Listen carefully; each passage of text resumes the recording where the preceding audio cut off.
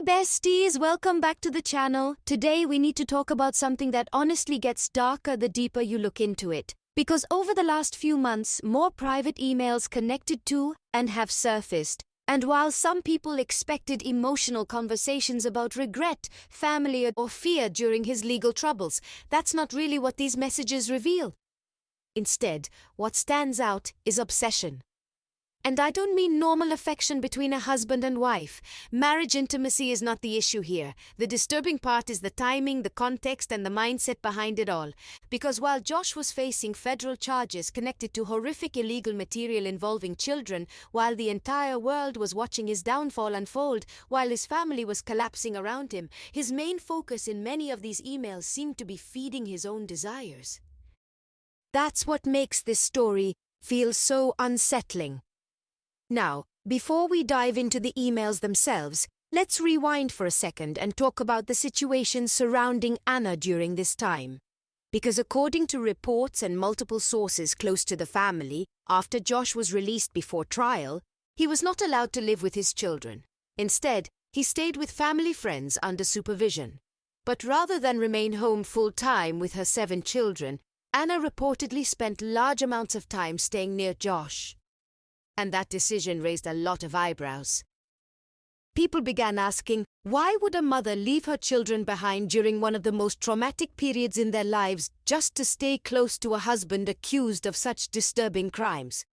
Well, once you read the emails, a pattern starts becoming very clear.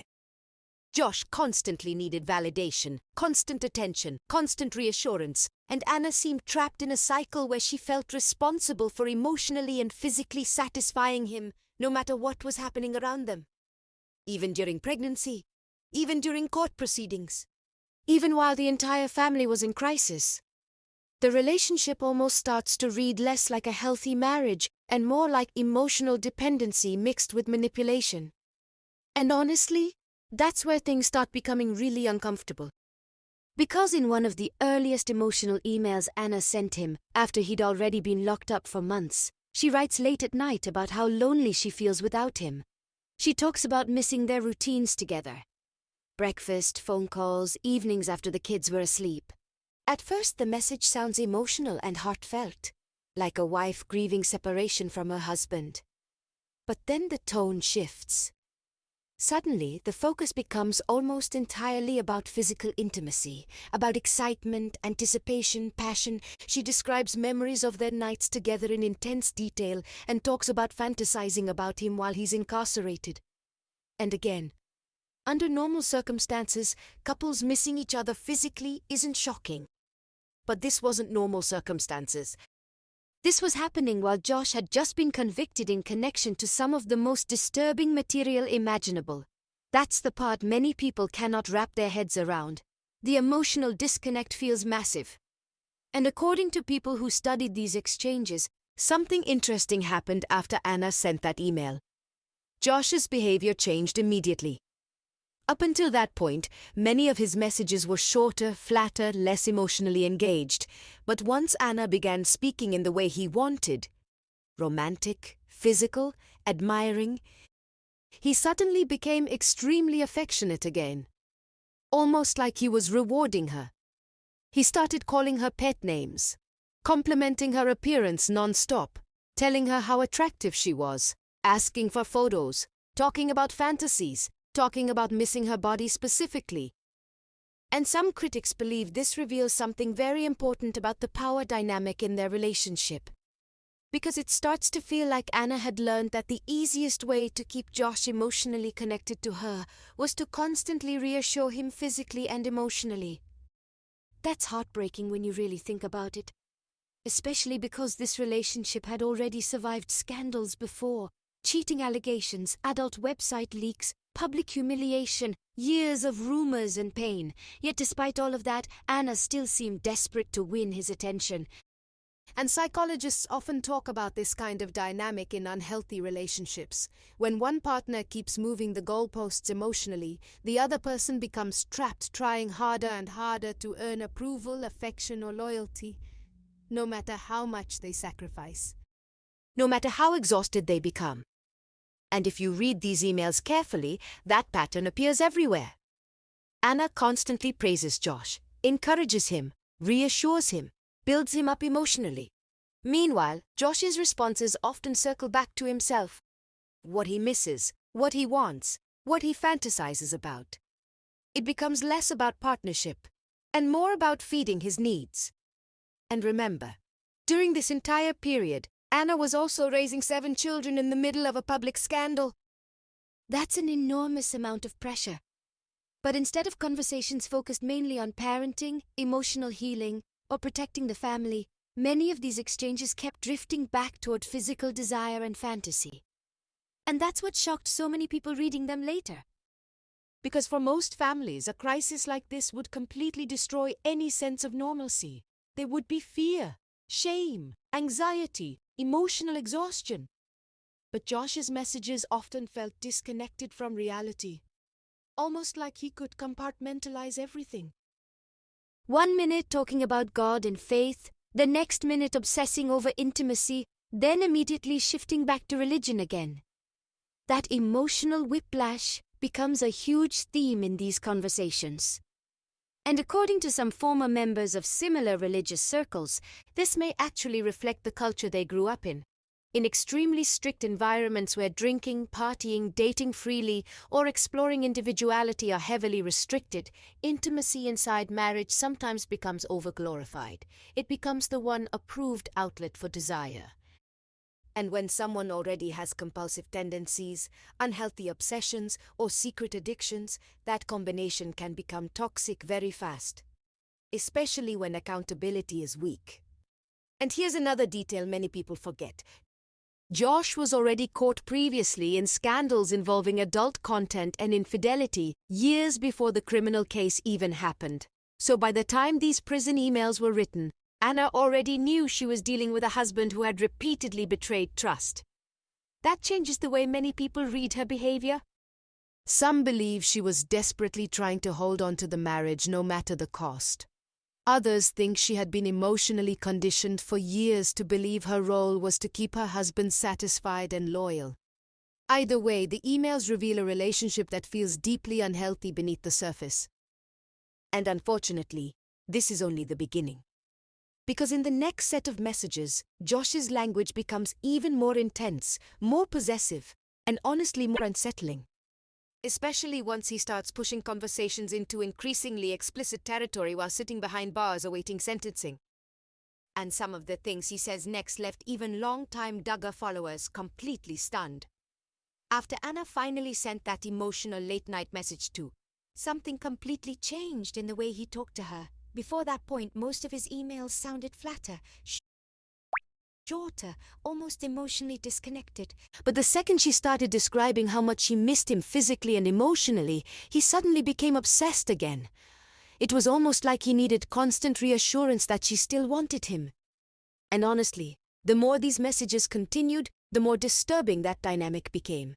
Because instead of focusing on the reality of his situation, the court case, the damage done to his family, the trauma surrounding the charges against him, Josh kept steering conversations back toward fantasy and desire.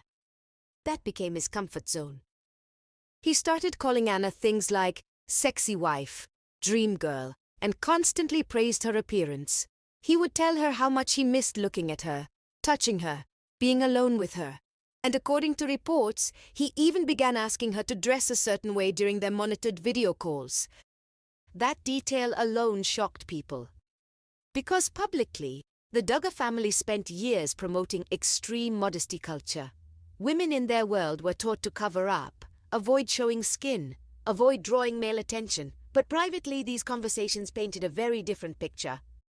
Anna reportedly started dressing up more for him during video visits, doing her hair differently, wearing makeup, trying to appear attractive and exciting for him, even while he was sitting in jail awaiting sentencing.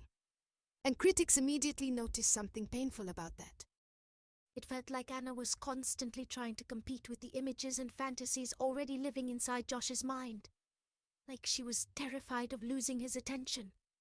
And if you really think about it, that fear probably didn't come from nowhere. This was already a marriage that had survived cheating scandals, public humiliation, secret online behavior, and years of emotional betrayal. So by this point, Anna may have believed that keeping Josh interested required constantly proving herself to him. That's what makes the relationship feel so emotionally exhausting. Because healthy love doesn't usually feel like a non-stop performance. But with Josh, nothing ever seemed like enough. And the more he wrote, the more people began noticing a strange pattern in his emails. One minute he would be talking about faith, God, prayer, forgiveness. Then suddenly the conversation would turn intensely romantic or suggestive, then right back to religion again. That emotional switch became extremely unsettling to readers later, because it almost felt calculated, like he knew exactly which emotional buttons to press with Anna. And according to people familiar with high-control religious environments, that mixture of spirituality and emotional dependency can become incredibly powerful. When someone believes their marriage is not only emotional but spiritually sacred, it becomes much harder to question unhealthy behavior inside the relationship, especially for women taught that loyalty is their highest duty. And honestly, Anna's messages started revealing just how emotionally dependent she had become on Josh over the years. She talked about missing his presence constantly, missing the routines, missing conversations late at night, missing the excitement of him coming home from work. But what stood out most was how much she centered her own emotional worth around his attention. Almost like being desired by him made her feel secure. That's heartbreaking when you remember who Josh was already proven to be by this point. And things became even darker once Josh started reminiscing about the beginning of their marriage. He reportedly brought up memories from their wedding night and honeymoon period in obsessive detail. Not sentimental memories about building a future together, but specifically, memories tied to physical excitement and secrecy. Readers later said it felt like he was emotionally stuck there. Like intimacy had become the center of his entire identity. And psychologists often say that people with compulsive behaviors sometimes chase emotional highs the same way others chase adrenaline or validation. Over time, normal experiences stop feeling exciting enough, so they constantly search for stronger stimulation, stronger reactions, stronger fantasies. That's exactly what many critics believe was happening with Josh. Especially because investigators had already testified that he went to unusual lengths to hide his online activity. This wasn't careless behavior. According to evidence presented in court, he deliberately bypassed accountability systems, created hidden partitions on devices, and used technical methods designed to avoid detection. The court viewed that as deeply aggravating because it showed planning, it showed awareness, and it showed intentional deception, which makes these emotional prison messages feel even more disturbing in hindsight. Because while sitting in jail after being caught, Josh still appeared emotionally consumed by the same obsessions that helped destroy his entire life.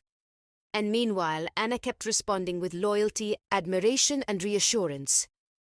That's the part many people struggle to understand. Why stay? Why continue defending him emotionally after everything? Some believe it's fear. Some believe it's religious conditioning. Some believe it's financial dependence. And others think Anna simply spent so many years building her identity around Josh that leaving him psychologically felt impossible. Because once someone spends years sacrificing themselves to keep another person happy, they can start believing their entire purpose is tied to maintaining that relationship, no matter how unhealthy it becomes. And sadly, those kinds of relationships often become cycles. One person constantly demanding more, the other constantly trying harder. More affection, more reassurance, more sacrifice, more emotional labor.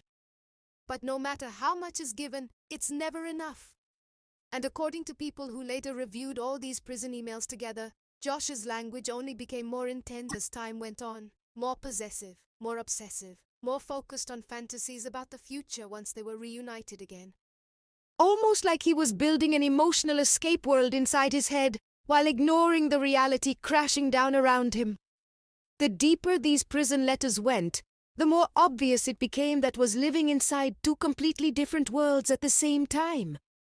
In one world, he wanted everyone to see him as religious, redeemed, misunderstood, and devoted to God. But in the other world, the private one hidden inside these emails, He seemed completely consumed by obsession, fantasy, and emotional control. And honestly, that contradiction is what disturbed people the most. Because some of the messages reportedly became incredibly intense. Josh would jump from quoting scripture and talking about faith directly into long emotional descriptions about how much he wanted Anna, how much he missed physical closeness, and how he couldn't stop thinking about being alone with her again. It wasn't just romantic affection anymore. It started feeling compulsive. And one thing people noticed immediately was how repetitive his language became. Over and over again, he would emphasize wanting new adventures, new experiences, new excitement. He constantly talked about trying new things together once he got out. That repetition raised a lot of concerns, because critics argued it sounded like someone who was never satisfied with normal intimacy anymore. Like he constantly needed stronger stimulation, stronger excitement, stronger fantasy. And unfortunately, prosecutors had already painted a very similar picture during the case itself. Investigators testified that Josh didn't just accidentally stumble across illegal material online. According to evidence presented in court, he intentionally searched for hidden content, bypassed monitoring systems, and used sophisticated methods to conceal his activity. The judge even specifically mentioned how unusual some of those technical steps were. That mattered because it suggested planning and escalation, not impulsive curiosity. And once people connected that information with the tone of these prison letters, the whole situation started feeling even darker. Because while facing consequences for deeply disturbing crimes, Josh still seemed emotionally fixated on desire and gratification above almost everything else. Meanwhile, Anna continued trying to emotionally support him through it all. And some of her messages became incredibly revealing about her mindset during this period. She described missing the excitement of their relationship, missing private moments together, missing how he made her feel desired and emotionally connected. But what stood out to many readers was how little anger appeared in her words. There was sadness, loneliness, longing, but almost no visible outrage. That shocked people. Because most spouses in that situation would probably be consumed with betrayal, confusion, or disgust after learning what their partner had been accused of viewing online. Yet Anna's focus often seemed centered on preserving emotional closeness with Josh, no matter what. And psychologists who study controlling relationships say that can happen when someone becomes emotionally conditioned over many years, especially inside environments where women are taught that supporting their husband is tied to spiritual obedience. Eventually, protecting the relationship becomes more important than protecting yourself emotionally. And honestly, some people believe that's exactly what happened here. Because the Duggar family culture already placed enormous pressure on women to remain loyal, submissive, and forgiving. Divorce was heavily discouraged, public image mattered constantly, and wives were often expected to stand beside their husbands through nearly anything. That creates an environment where boundaries can slowly disappear. And once boundaries disappear, unhealthy behavior can become normalized.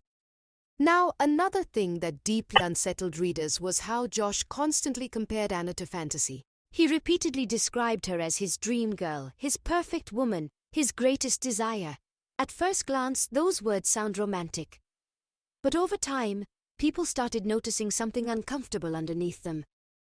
It almost felt like Anna existed in his mind more as an emotional escape and source of gratification than as an equal partner carrying enormous emotional pain herself. Because during all of this, Anna was still dealing with 7 children, public humiliation, non-stop media coverage, and the collapse of her family's reputation. Yet so many of Josh's messages kept circling back to what he wanted emotionally and physically. That imbalance became impossible to ignore. And critics began asking a difficult question. Did Josh actually love Anna? Or did he love what she provided for him? Because there's a difference. Real love usually includes empathy, accountability, protection, and concern for the other person's well-being. But many readers felt these prison letters revealed someone still centered almost entirely around his own cravings, emotions, and fantasies. And sadly, Anna seemed trapped, trying to keep fulfilling those emotional needs, no matter how exhausted or overwhelmed she might have been. That's what makes the relationship feel so tragic to outsiders, especially because people who have experienced narcissistic or controlling relationships often recognized familiar patterns in these messages immediately. The intense affection, the emotional highs and lows, the praise mixed with dependency, the constant need for reassurance and validation. Those cycles can become addictive emotionally. One moment you feel adored, the next moment you feel insecure again. Then suddenly, affection returns and you chase that feeling all over again. Over time, the relationship becomes emotionally consuming. And according to some critics, Josh understood exactly how to maintain that cycle with Anna. He knew when to praise her, knew when to flatter her, knew when to make her feel chosen again. Especially after years of scandals that likely shattered her self-esteem.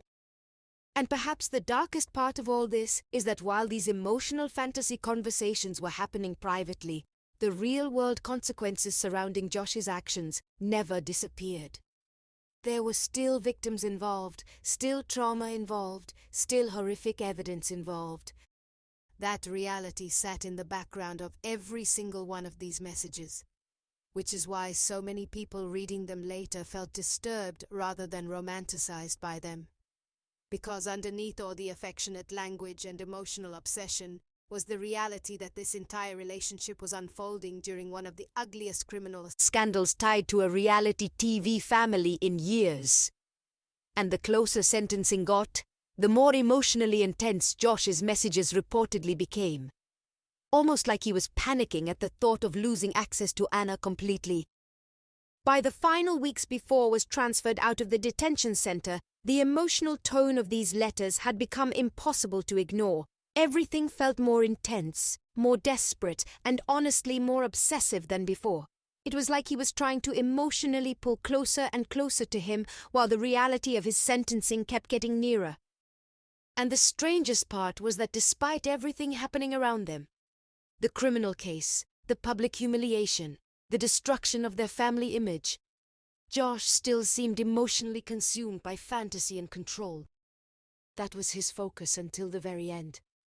The messages reportedly became longer and more emotional. He constantly reassured Anna that she was special, different, the only one who truly understood him. He praised her loyalty non-stop and kept reminding her how much he needed her support. And people who later reviewed these letters noticed something important. Josh rarely sounded genuinely reflective about the pain he caused others. Instead, most of his emotional energy seemed directed toward preserving his connection with Anna. Almost like keeping her emotionally attached mattered more than anything else. That's what made many readers uncomfortable. Because it felt less like accountability and more like emotional survival. And honestly, by this stage, the relationship almost looked isolated from reality completely.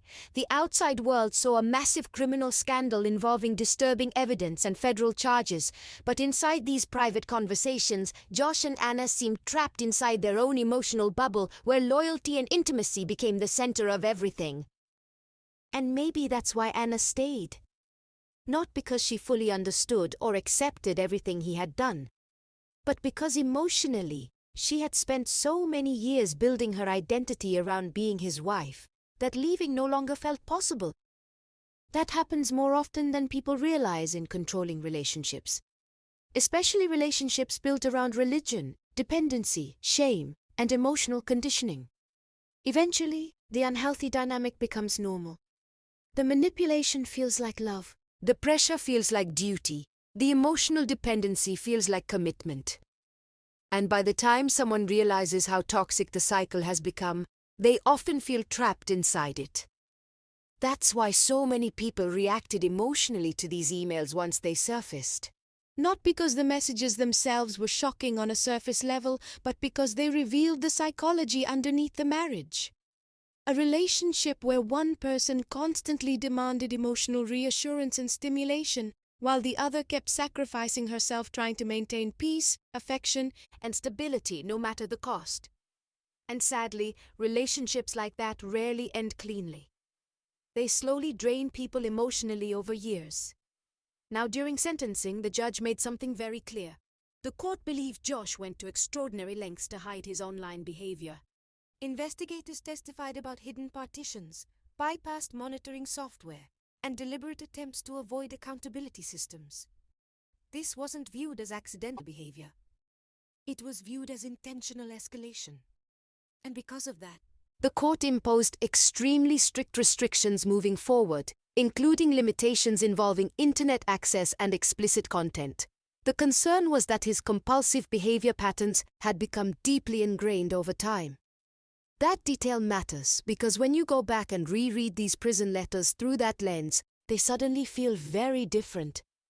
The obsession, the escalation, the non-stop craving for stimulation and validation, the emotional fixation.